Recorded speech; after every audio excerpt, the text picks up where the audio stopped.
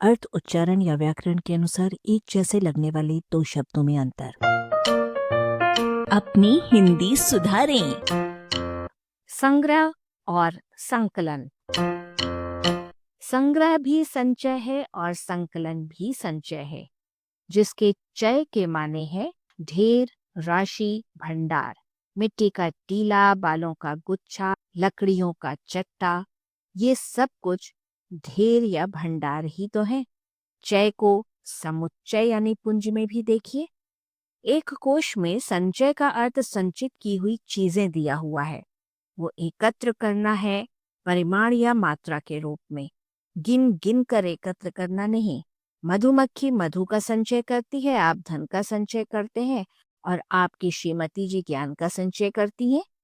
एकत्रीकरण की क्रिया संग्रह और संकलन में भी है, लेकिन संग्रह अपने धातु ग्रह के पकड़ना अर्थ से शुरू होती है, जबकि संकलन अपनी धातु कल के अर्थ में गिनना से शुरू होता है।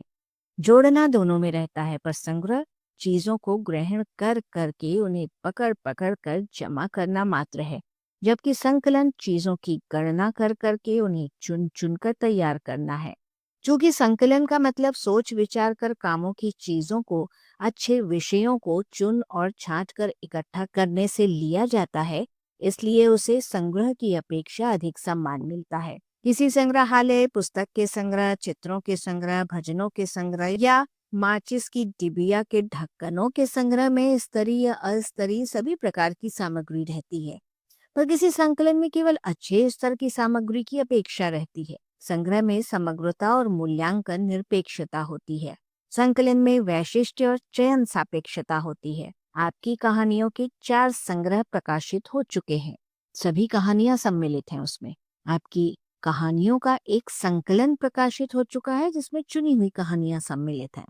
संकलन संग्रह से अच्छी चीज है। ये इस बात से भी पता चलता है कि संकलन वृत्ति जैसा प्रयोग सुनने को नहीं मिलता, जबकि संग्रह वृत्ति को बुरा कहा जाता है। आलेख भाषाविद डॉक्टर रमेश चंद्र मेहरोत्रा, वाचक स्वर संज्ञा टंडन। arparedio.com की प्रस्तुति।